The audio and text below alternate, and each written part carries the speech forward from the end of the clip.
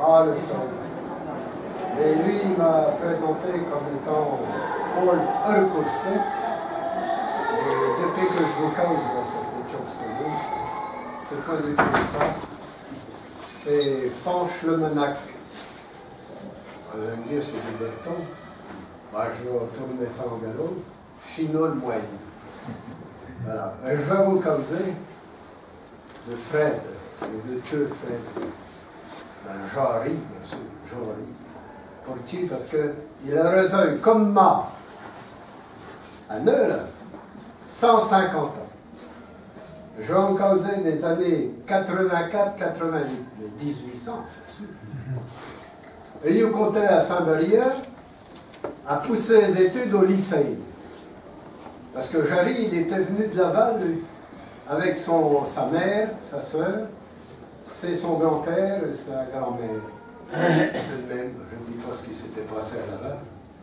Bon, on poussait les études en 6e, en 5e, en 4e, au lycée. Mais ce n'était pas un lycée mixte, c'était un lycée napoléonien. Ici, à Pontivy, vous savez même ce que ça veut dire, hein, Napoléonville. Eh bien, j'étais benaise d'être les 4 années-là au Alfred. Madame, c'était un sacré moustique. Il avait déjà le don d'appeler le monde en nom, de nous donner un faux nom. Moi, c'était facile, il m'appelait Fanche le Maniaque. Bon, c'était pas tout à fait faux. Puis, il y en avait un autre, il l'appelait Pétochard. Ah, vous allez me dire, c'est parce qu'il avait pas même d'une bouche ou d'une sauterelle, je ne sais pas. Ou d'un soulbord. Non, c'était pas ça, il avait des flatulences. Il y en avait un autre qui l'appelait, en nom, bien sûr. Comment qu'il l'appelait déjà? Fa dièse. C'était le plus petit d'entre nous. Ah, il était petit, mais il était pas loin du sol, quoi. Do, ré, mi, fa, sol, fa dièse, sol. Ah, non, voilà. Mais pour les professeurs, c'était pareil. Le prof de maths, il l'appelait cosinus. À partir de la 4e, avec les tables de logarithme. Le prof de chimie physique, parce qu'il était fort partout, dans toutes les matières. Il avait le premier prix. Vous pouvez vérifier. Eh bien, il l'avait appelé KSO. K comme potasse, SO comme soufre. C'est la devise du lycéen de Saint-Barrière. Potasse, et le son, les souffeurs, vous les rappelez.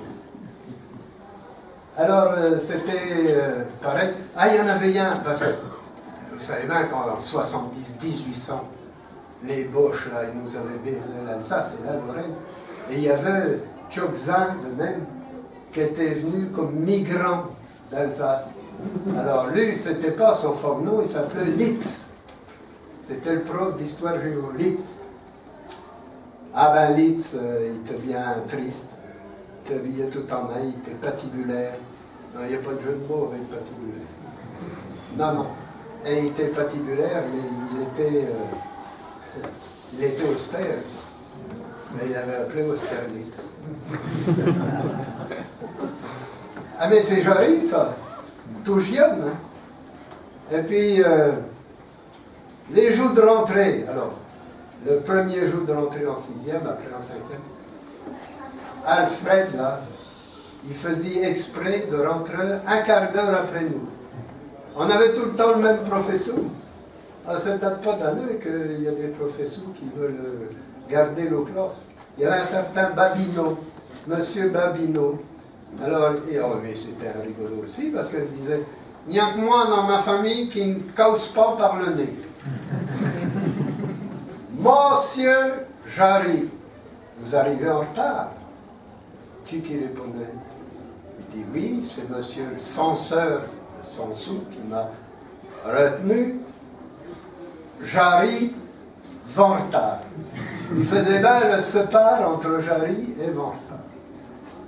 Bon.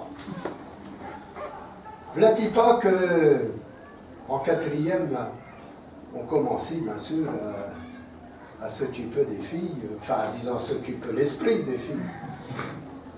Mais attention, ce n'était pas un établissement mixte. Du tout, du tout. Les filles poussaient, pas hardies d'entières les études, après le certificat, elles étaient dans un collège primaire supérieur. On ne pouvait pas les faire, sauf le Dain-Manche.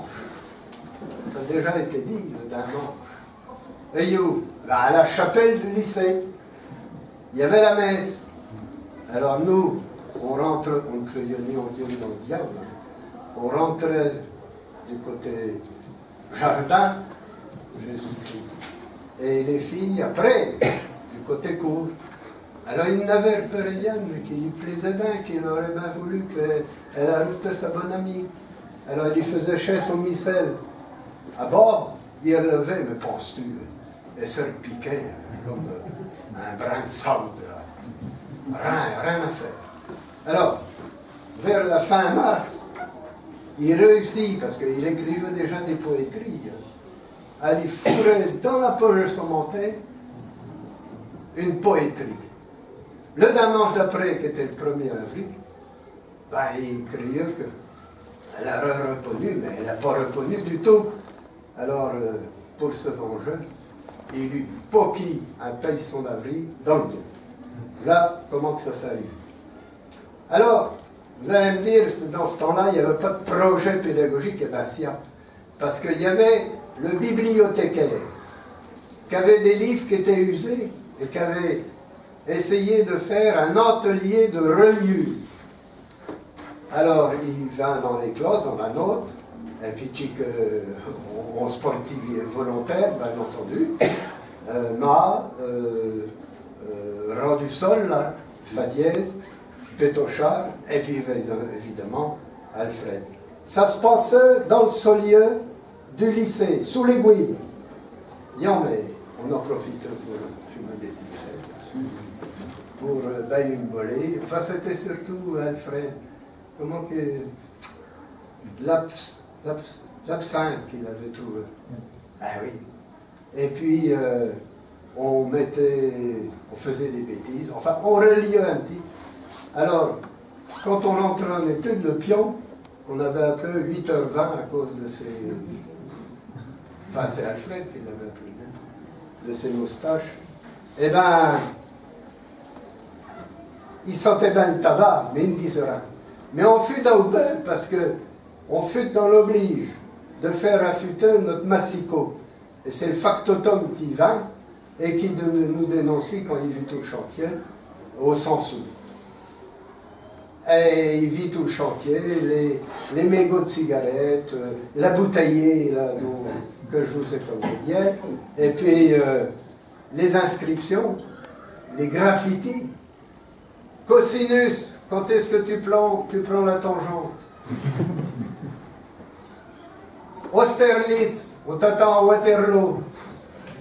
Voilà, des choses de... Alors, moi qui vous cause, donc, je fus d'ICA la 3e, et je fus aussi à Rennes d'Olu, parce que c'est sa mère déménageait, et puis elle arrivait au lycée de Rennes, et qu'elle rencontrait, qui rencontrait les frères Morin.